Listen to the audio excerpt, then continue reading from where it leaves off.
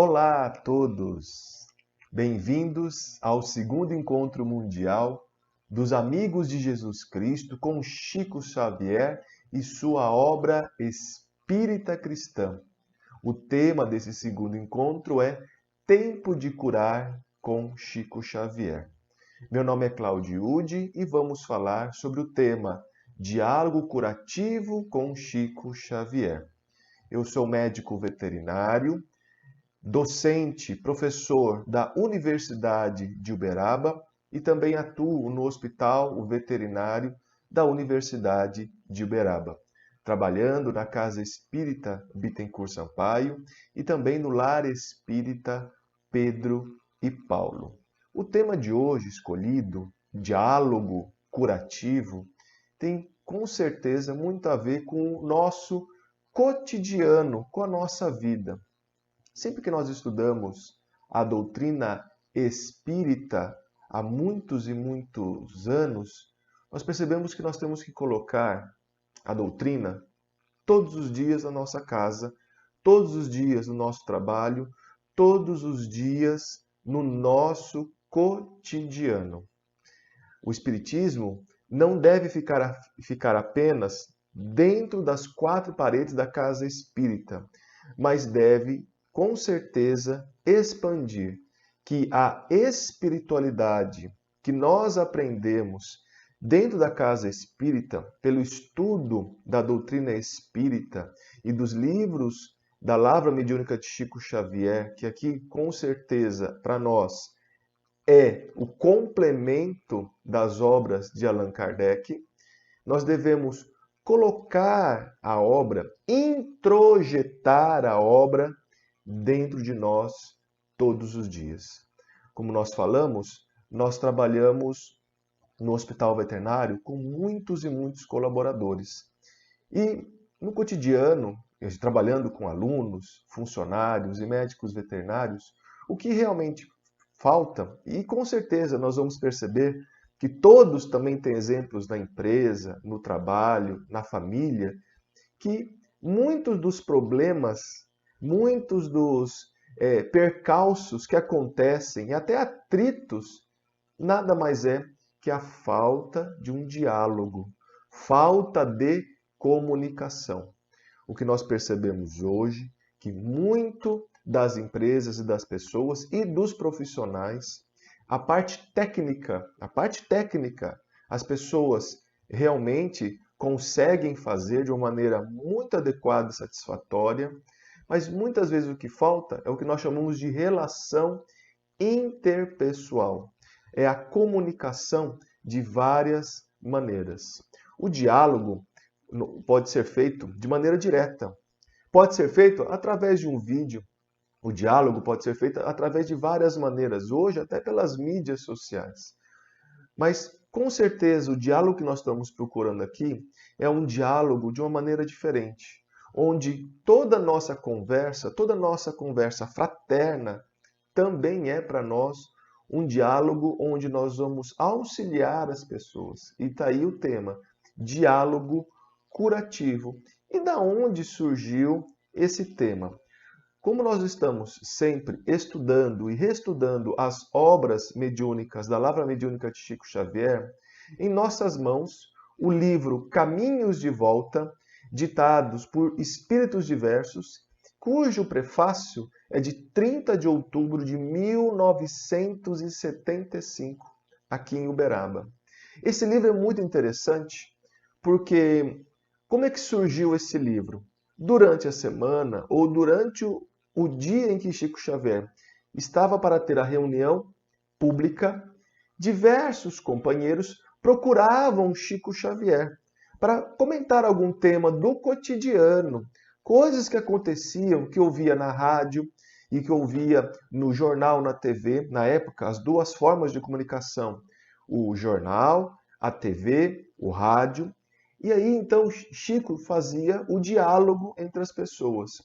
Na reunião pública, era estudado um tema do Evangelho e, após esse tema, era feita uma psicografia de Chico Xavier por diversos espíritos. O conjunto dessas psicografias foram feitas uma coleção e deu origem a esse Caminhos de Volta. Interessante, então, que exatamente o título desse capítulo que nós vamos estudar hoje chama-se Diálogo Curativo, que naquele dia que foi dado o tema mais importante foi exatamente o diálogo. Falando, veja só, há mais de 40 anos, o problema do diálogo, isso na década de 70. E nós vamos perceber que ainda hoje o tema diálogo continua sendo muito importante. Aliás, quantas e quantas pessoas, milhares de pessoas procuravam o Chico para falar, para dialogar com o Chico. E nós sabemos, graças aos biógrafos que nós conhecemos, que muitas vezes o Chico falava e às vezes apenas escutava, porque às vezes o silêncio também era uma forma de diálogo tão importante que as pessoas precisavam ser ouvidas. E hoje, no século XXI, onde temos as maiores formas de comunicação que nunca se teve antes na história, ainda falta diálogo curativo. Existe um jargão entre os vendedores que é o tete a tete, né? Tete a tete, ou seja, ao lado um do outro. Passamos por um momento da pandemia onde a distância fez com que a gente não conseguisse conversar próximo. Mas como é importante. E a gente percebe isso até na universidade. O encontro presencial, o encontro à distância. Ambos têm muito valor, ambos são importantes, ambos se complementam. Mas é muito importante, às vezes, chamar o aluno, chamar o colega, chamar o docente, chamar o professor, chamar o amigo. E isso vale para toda a nossa vida. E isso é com o aprendizado. E isso se faz com a prática. Esse livro é muito importante, tem vários temas e sempre nós estamos aqui para ressaltar livros da Lavra Mediúnica de Chico Xavier. Esse é mais um que com certeza muitos que estão nos ouvindo nunca ouviu falar ou desconhece. Mas é exatamente isso. Nós estamos aqui nesse segundo encontro para exatamente despertar. Conhecemos inúmeras obras de Chico Xavier e com certeza essa é mais uma que nos enriquecerá falando de um tema, olha só, que está lá, diálogo curativo. A gente imagina que cura é apenas o do medicamento, que a cura também é pelo passe, pela água magnetizada, fluidificada. Sim, ajuda. Outras formas de cura que nós conhecemos nas casas espíritas, mas às vezes o que falta e o que precisa ser colocado é o diálogo curativo. Com certeza, se nós tivéssemos mais ouvido para ouvir e falar menos, mas de falar de uma maneira que seja com maior sabedoria possível, com certeza nós estaríamos numa situação bem melhor. Porém, estamos aqui para caminhar e estamos amadurecendo com o passar do tempo, com a nossa experiência. Então você vê os jovens apressados, impacientes, e você vê as pessoas mais maduras, onde já apresenta uma maior maturidade, inclusive no tempo. Então, é muito importante a gente praticar o diálogo.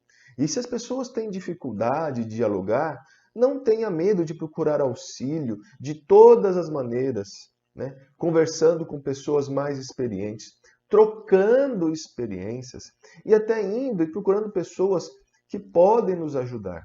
Nós tivemos um caso no hospital aqui, veterinário, onde nós trabalhamos e percebemos que muitos dos jovens residentes em medicina veterinária têm muita dificuldade de conversar e com certeza isso não é só daqui. O jovem como um todo, dificuldade de conversar com o proprietário do cãozinho, conversar, de dizer, de saber falar e às vezes saber calar. Então, acho importante este assunto e que esperamos falar de uma maneira que possamos ser bem claros para todos. Nós vamos então, para ficar bem descritivo, colocar alguns parágrafos desse texto, onde depois a pessoa pode procurar o livro Caminhos de Volta para aprofundar o estudo, mas é uma mensagem de Emmanuel, tá? Esta mensagem é de Emmanuel, entre diversos espíritos, Emmanuel que assina esta mensagem. Observa a extensão do sofrimento humano e faz do verbo um instrumento de alívio e paz. Alívio e paz. Qual que é a extensão do sofrimento humano?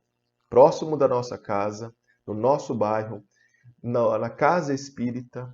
Nós imaginamos que na casa espírita só vão pessoas sadias. Ao contrário, a casa espírita, a casa fraterna, qualquer trabalho que nós fazemos voluntariamente, são pessoas que estão lá procurando algo e às vezes para devido à cobrança da consciência. Alguma coisa que fez no passado, aliás, às vezes muito grave, e que agora está tentando recuperar. E às vezes a pessoa vem com conflitos, vem com sofrimentos. Então nós temos que saber o seguinte: a pessoa que procura a casa espírita é uma pessoa necessitada. Vem gente por amor, porque veio desde a doutrina espírita, vem desde criança, então tem um hábito de ir, sim.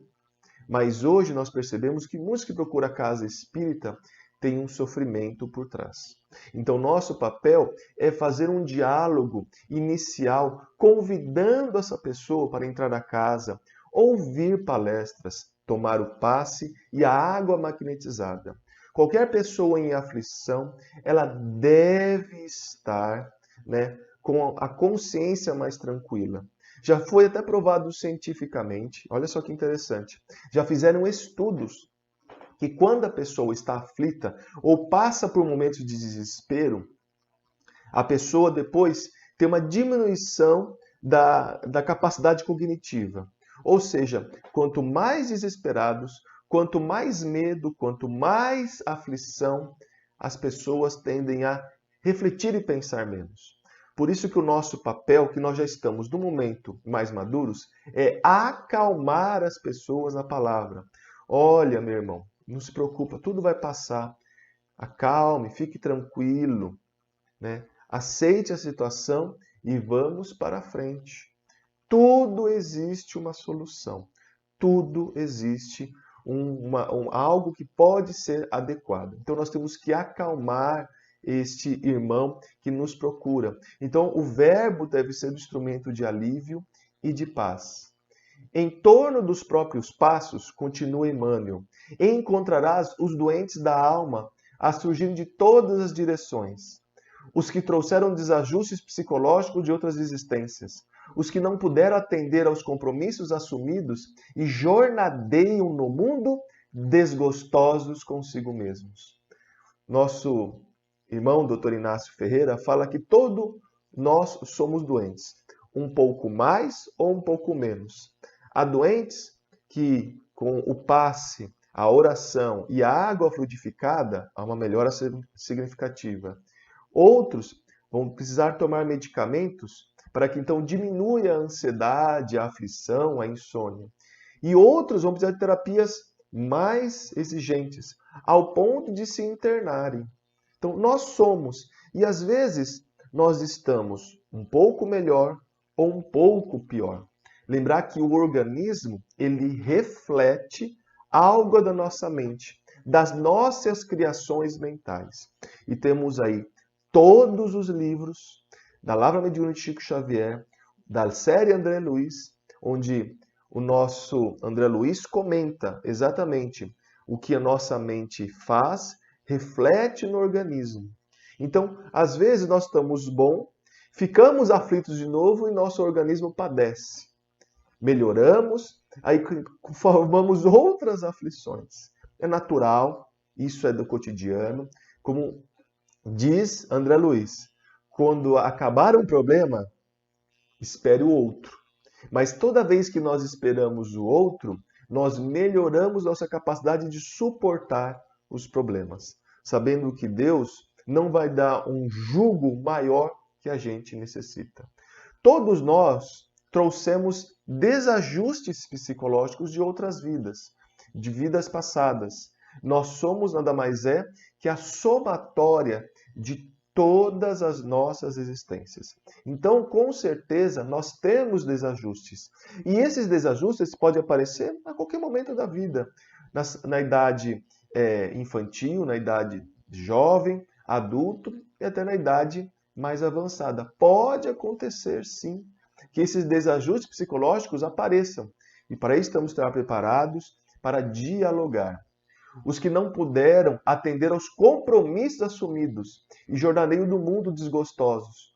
Ou seja, pessoas que não conseguiram, não estão conseguindo fazer aquilo que foi planejado nessa vida. Por inúmeros fatores. Problema ambiental, o problema genético, problema de educação, mas também, lógico, um problema da própria pessoa que não teve coragem para assumir aquela responsabilidade.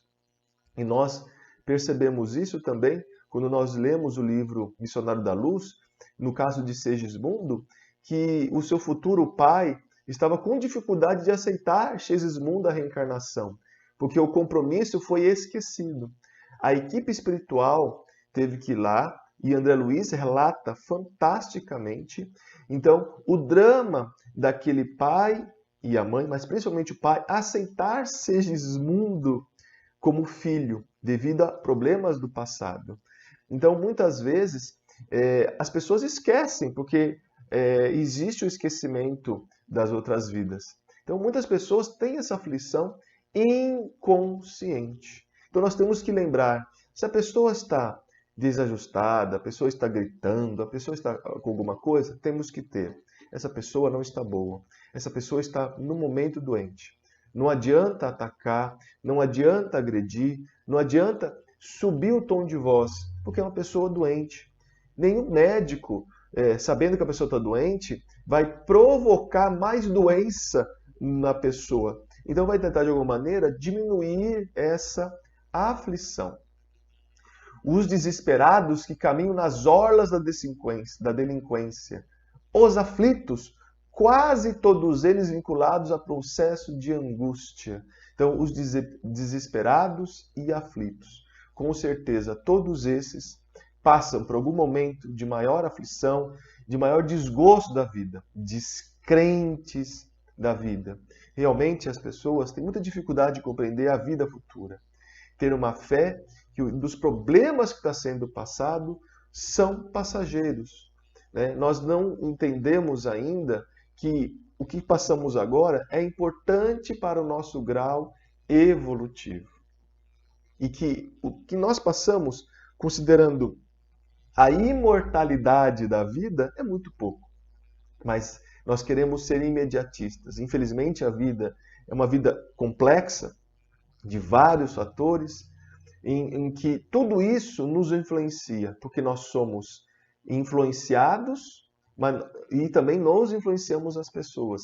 Encarnado influencia encarnado, desencarnado influencia encarnado, mas também nós podemos influenciar até desencarnados próximos de nós ou atraí-los de alguma maneira próximos da nossa esfera.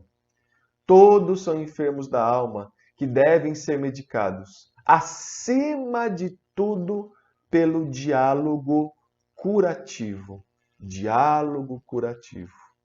São palavras de acalmar. Fique tranquilo, irmão. Irmão, vai passar. Fique tranquilo. Isso tudo é um momento. Ore, vamos orar. E nós podemos colocar o nome no caderno de preces e vibrações. Podemos falar assim, olha, leve a água fluidificada, acalme-se. O desespero não leva a nada. A aflição faz a gente ficar mais aflito. E nós percebemos que as pessoas não têm isso. Aí fica a pergunta, o que está faltando? Será que falta nós entrarmos mais, conversarmos mais com essas pessoas? Ou existe mesmo um despreparo da educação? Será que falta também que as famílias ensinem, veja que não é uma coisa simples. E não queremos aqui achar a solução do problema. Nós queremos o seguinte: se você receber o irmão, ou está vendo na sua frente o irmão curativo, relaxe, fique tranquilo e diga uma palavra boa. Diga uma palavra de esperança. Foi assim que fez Jesus. Jesus, apenas pelo seu verbo, apenas pela sua palavra, levou o evangelho. Ele não precisou escrever nada. Quantas pessoas procuraram Chico Xavier para ouvir? E quanto que o Chico, com certeza, também sofreu junto também, que às vezes a solução não é imediata. Nós queremos uma solução para tudo amanhã e às vezes não conseguimos. Às vezes o problema, com o tempo, ele vai se resolvendo. Lógico, sabemos que um problema de saúde grave, um problema de saúde que precisamos de apoio médico rápido, sim, é necessário, sim, é importante, por isso que existe o pronto-socorro. Para problemas emergenciais, é emergência. Mas no cotidiano, nós temos que saber resolver os problemas no dia a dia, na oração e na palavra amiga. O quanto que as pessoas procurem, a gente vê isso nas casas espíritas, as pessoas estão aflitas, né? Não conseguem observar o futuro, principalmente em crises políticas, crises que nós estamos passando, nós precisamos comunicar melhor. Em casa, então agora Emmanuel começa a falar exemplos. Em casa, compadece-te dos familiares e procure irradiar a luz do entendimento, que estabeleça tranquilidade e segurança. Se toda a família é confusa, não está bem, nós temos que ser a âncora, a estabilidade, aquele que vai levar um pouco de estabilidade, de menos aflição. Ser o norte seguro, ser a bússola, ser a orientação. Porque senão a casa desmorona. Quantas vezes nós percebemos famílias se perderem por causa de coisas pequenas, coisas materiais, né? Então, isso faz com que a gente repense. Então, que a gente faça esse papel. Se nós estamos dentro da doutrina espírita, nós temos que nos modificar para conseguir modificar os outros. Mas a modificação não é impondo algo. Não, a modificação é pelo exemplo em nossas atitudes. É isso que mais nós lembramos de Chico Xavier.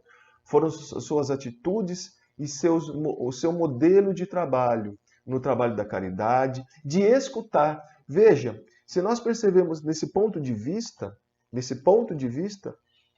Chico trabalhou muito com o diálogo, né? Vamos observar no livro, na caridade material, na cesta básica, no enxoval, no brinquedo, mas veja que parte do tempo foi no diálogo, foi na conversa.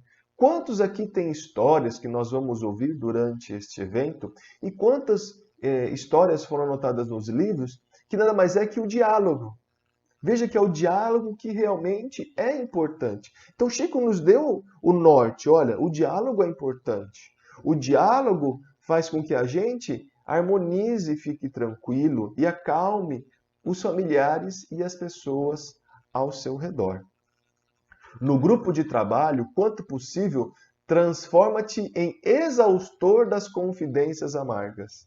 Nós chamamos, né, de problemas, as fofocas das empresas, as coisas que acontecem, que é muito comum. Quem trabalha ou já trabalhou em grandes empresas, conhece, entre aspas, a rádio peão, né, o telefone sem fio. E muitas das vezes nós temos que interromper essa rádio peão.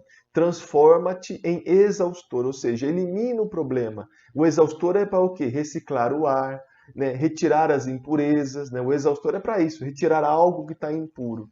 Então, às vezes, nós temos que ser o exaustor, acalmar, principalmente os líderes.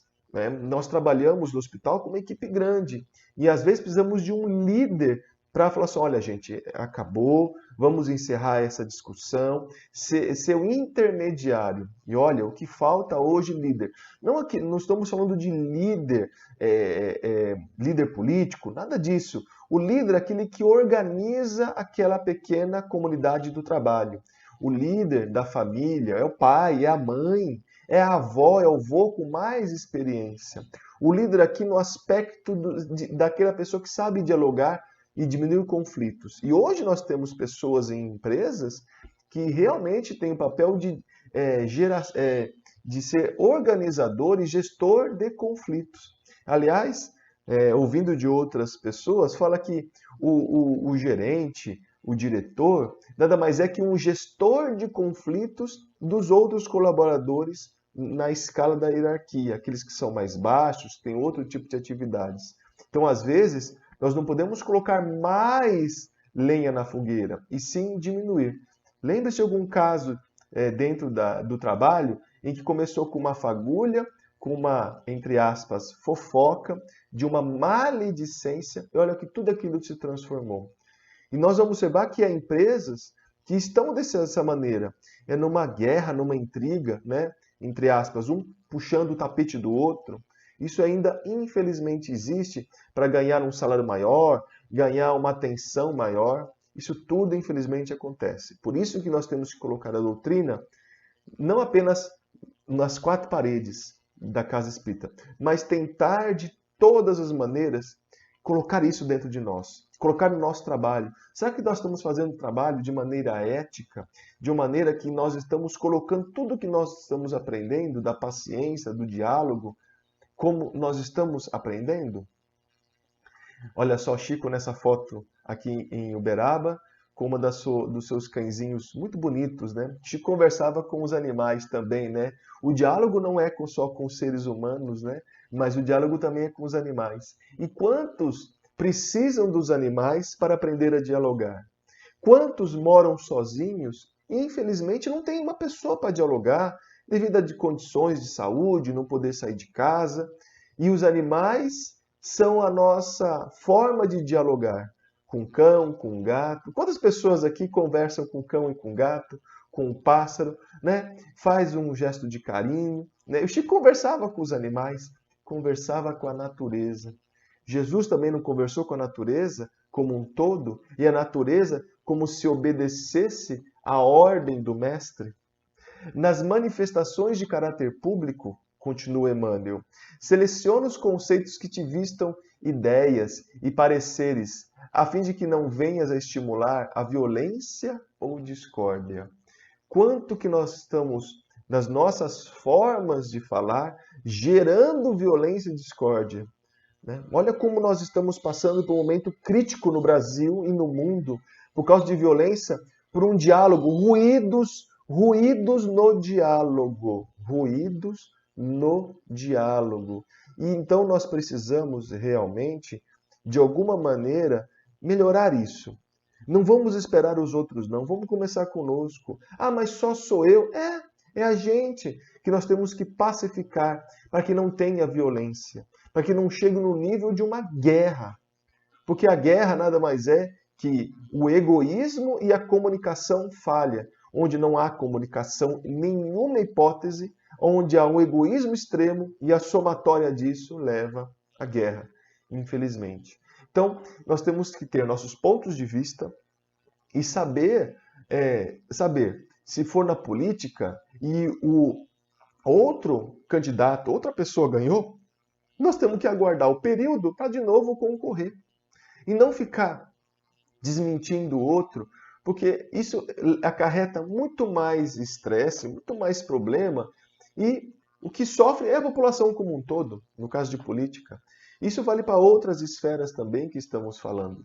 Então, vamos repensar, vamos ver o que está acontecendo, falar assim, puxa, ali faltou diálogo, ali também faltou isso. Então, eu tenho que saber dialogar melhor. Nós temos que aprender com exemplos bons e ruins.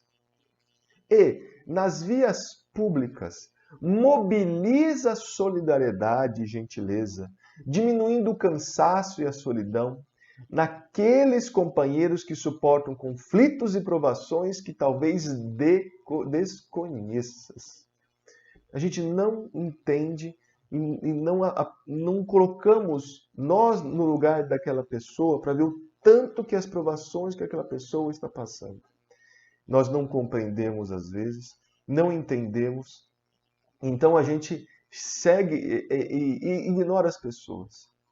Quantas pessoas que moram nas ruas e que às vezes chegam próximo de nós e a gente, infelizmente, naquele momento não tem nada para dar de material, uma moeda, um dinheiro, um valor qualquer, mas se nós conversarmos, o senhor está bem? Olha, infelizmente eu não tenho, mas continue na sua vida, com certeza você vai conseguir, porque tem gente que vira a cabeça. Vamos dar um exemplo. Nós fazemos campanha de arrecadação de alimentos. Nós fazemos muita arrecadação de alimentos. Nós vamos na porta do supermercado, ficamos lá, levamos as pessoas, colocamos o crachá, colocamos uma roupa, um uniforme e vamos na porta do supermercado panfletar, pedindo a caridade, pedindo um arroz, um feijão, 1 litro de óleo para ajudar o lar Espírita Pedro e Paulo. Quantas pessoas ignoram a gente? Quantas pessoas não olham na nossa cara? Quantas pessoas falam, eu não ajudo centro espírita? Quantas pessoas ignoram? Muito mais do que a gente recebe. A gente, se for contar de 10 pessoas, uma ajuda, porque a gente faz, no máximo, 5 ou 6 carrinhos durante 10 horas de trabalho. Mais ou menos isso que a gente faz. Se cada um que entrasse no mercado doasse, com certeza conseguiríamos 15, 20 carrinhos de alimento, carrinhos cheios. Mas no máximo conseguimos 6, 7, no dia bom, 8 carrinhos. E isso com várias pessoas em escala. E lá nós ouvimos mais não do que sim. E isso é importante para nós lá, porque se nós estamos ali e fazemos esse exemplo, você imagina as pessoas de rua que precisam da caridade para sobreviver, daquela moeda. Ah, mas aquela pessoa é usuária de drogas, aquela pessoa alcoólatra. O nosso papel não é esse, de julgar as pessoas. Temos uma história comentada pelos biógrafos que certa vez uma pessoa chegou próximo do Chico aqui em Uberaba, já levemente alcoolizada, pedindo dinheiro para o Chico. E a pessoa foi sincera, olha Chico, eu quero dinheiro para beber. Eu quero dinheiro para comprar a minha bebida. E o Chico, sem falar, pegou o dinheiro e deu para a pessoa. E as pessoas ficaram chocadas do Chico dar um dinheiro para a pessoa que estava alcoolizada. E perguntou, Chico, por que você fez isso? Mas é uma pessoa que está alcoolizada. E Chico falou, olha, ele está meio bêbado, né? E está incomodando as pessoas. E vamos dar aquilo para que ele então acabe com o problema e pare de incomodar. Era aquele momento, era aquela situação. Está correto ter pessoas na rua? Não. Está correto ter drogados? Não. Alcoólatras? Não. O que está faltando? Não só políticas públicas, mas todos nós. Será que faltou emprego para essa pessoa? Será que faltou oportunidade de trabalho? Será que faltou uma assistência melhor para essa pessoa chegar a viver na rua e por estar drogada? Então, o que a gente aprende não é culpa apenas do governo. É culpa da sociedade como um todo que fez com que aquela situação chegasse. Por que existe cão de rua e gato de rua? Existe porque as pessoas abandonam os cães. Os cães não são vítimas. Raramente nascem cães e gatos de rua. Raramente. Porque cães e gatos que vivem na rua, sem alimento, todos os dias, eles com certeza sofrem muito. E o óbito é muito grande. Então, os animais que vivem na rua são auxiliados por pessoas que colocam comida na rua. Muito nobre isso, muito nobre. Mas se todo mundo pudesse ter a chamada tutoria responsável, um guarda responsável, não teríamos animais na rua. Mas, infelizmente, né, nós sabemos que há pessoas que abandonam.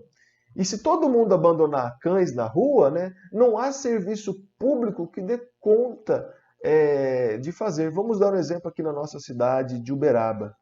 Nós temos que, para diminuir o impacto de animais na rua, precisamos castrar 6.000 animais. Castrar 6.000 animais, cães e gatos, todos os anos.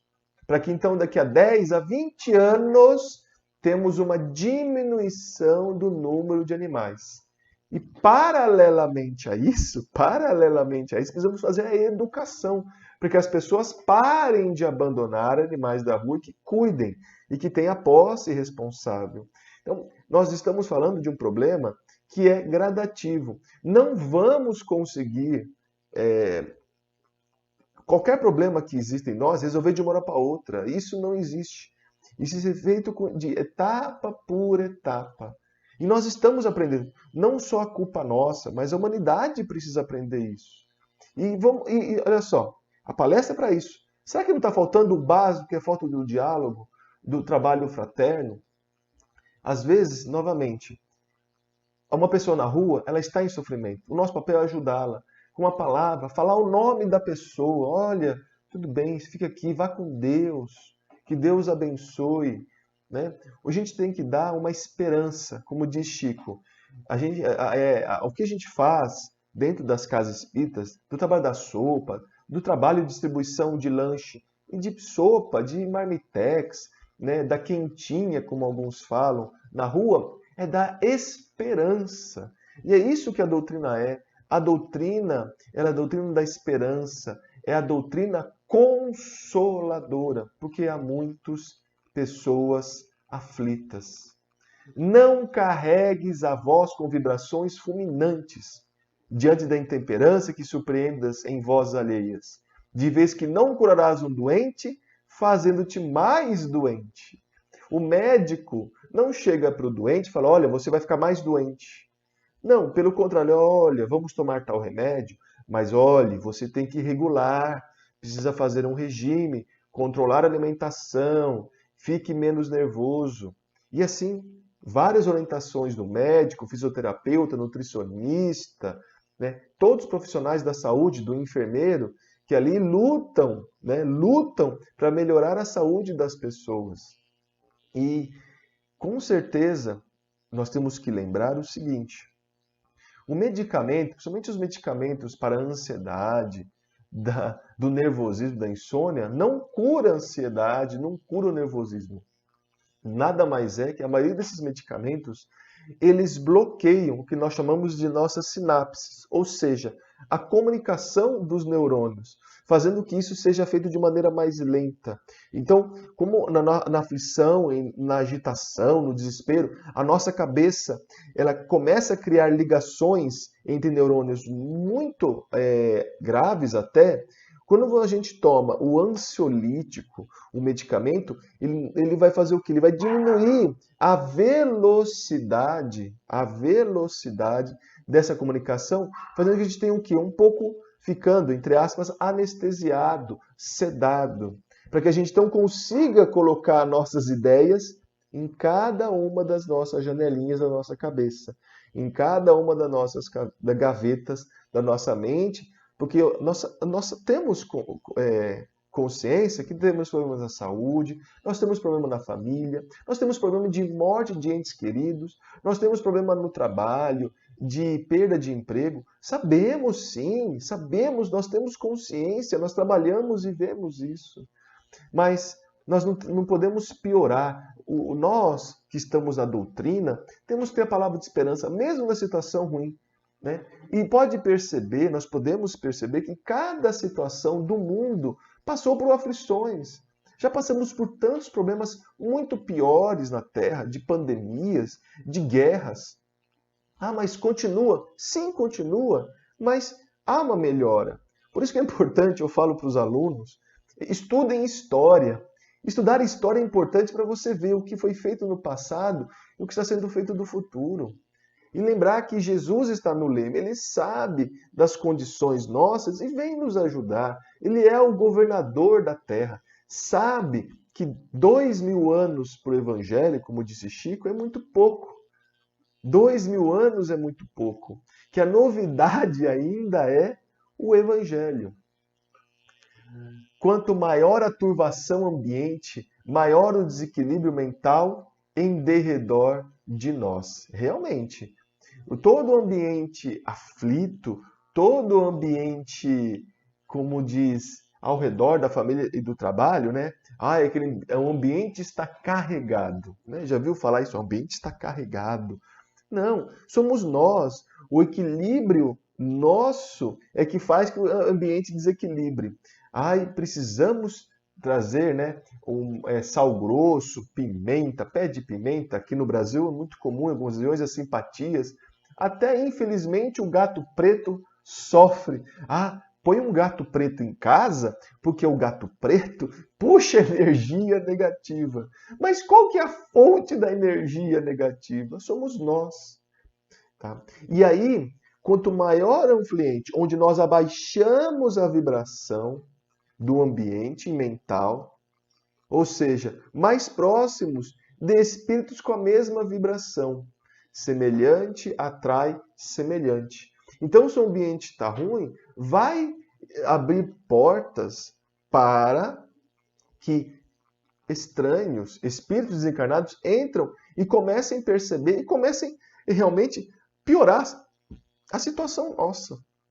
Então, tenhamos cuidado na nossa mente desequilibrada. E quanto mais desarmonia nos envolva, mais imperiosa se revela a necessidade de conversação curativa, capaz de suprimir moléstias e obsessão no nascedouro. Quanto que mais temos problema, mais temos que ter esse diálogo curativo. Que sejamos nós esse diálogo. Mas tem momentos que nós somos os aflitos, com certeza. Que nós que precisamos que alguém faça o diálogo curativo para nós. Mas com certeza, nós que já temos um pouquinho, mas é só um pouquinho mesmo de consciência, porque a doutrina espírita está abrindo nossa cabeça e a verdade que nos está sendo colocada é pouquinha, mas é o pouco suficiente para nós agirmos, para que nós façamos. A doutrina espírita é uma doutrina de oração, mas também de ação. E essa ação, onde nós procuramos irmãos aflitos e onde nós podemos ter uma conversação curativa.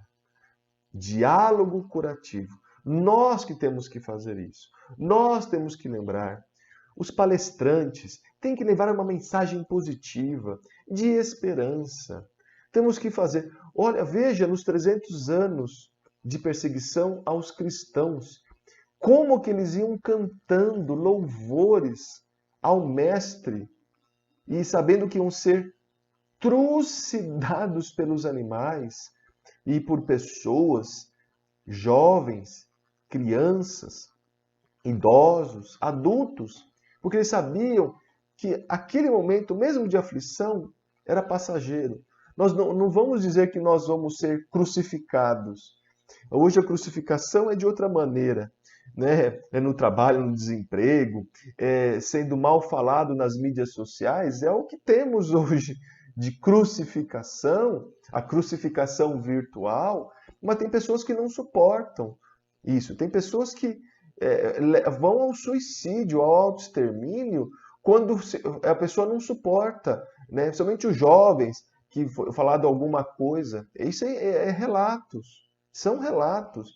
E conhecemos pessoas que passaram por isso, né? Os infortúnios ocultos. Por isso que nós não podemos jamais, jamais abandonar, como disse o Chico, jamais abandonar a periferia da cidade, onde lá estão os aflitos, os desesperados.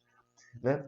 Mas o nosso tempo é curto. De todo mundo está curto o tempo. Mas então vamos começar com uma hora por semana, uma hora a cada 15 dias, uma hora por mês, ajudarmos as pessoas.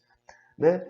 Chico, no momento lá em Pedro Leopoldo, que não tinha nada para levar, levava água, a sua presença e a sua voz. Seja qual for a circunstância em que te encontres, condimenta o que digas com bondade e compreensão.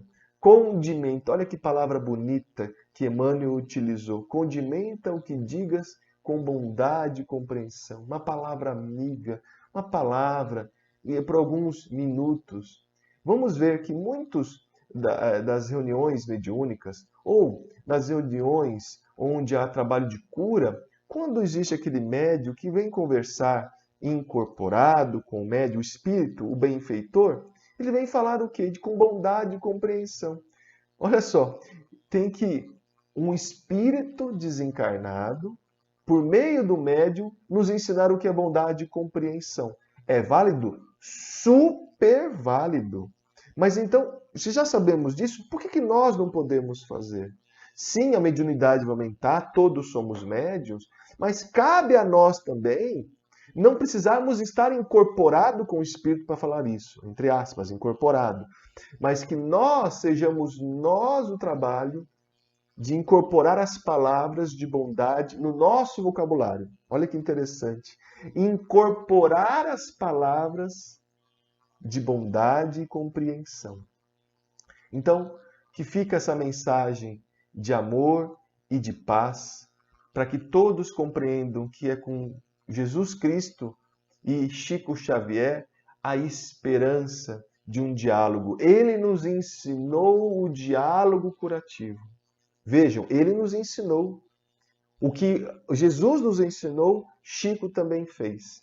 Jesus conversava, deu lições para nós, né? Por meio do diálogo das parábolas, do diálogo com os apóstolos, com as pessoas sofredoras. Chico também conversava com as pessoas pelo diálogo. Vamos ver isso, encerrando. Veja, é o diálogo. Chico trabalhou na mediunidade, Chico trabalhou na caridade, mas também no diálogo. Então, mais um ponto para refletirmos. As palavras de Chico Xavier, as palavras sábias desse homem que para nós é um espírito que é o futuro da humanidade, é o futuro do homem. Ou seja, nós vamos ter que aprender a dialogar. Nós vamos aprender a falar. Veja, os instrutores de André Luiz, Clarencio, Alexandre e tantos outros, eram no diálogo que conversavam. Era na conversa em que André Luiz colocou de maneira fantástica para nós os seus livros. Então vamos observar o diálogo. Vamos observar como é importante saber lidar. E é o nosso papel sim, como cristão espírita, para que nós possamos compreender essa mensagem do diálogo curativo. Muita paz a todos.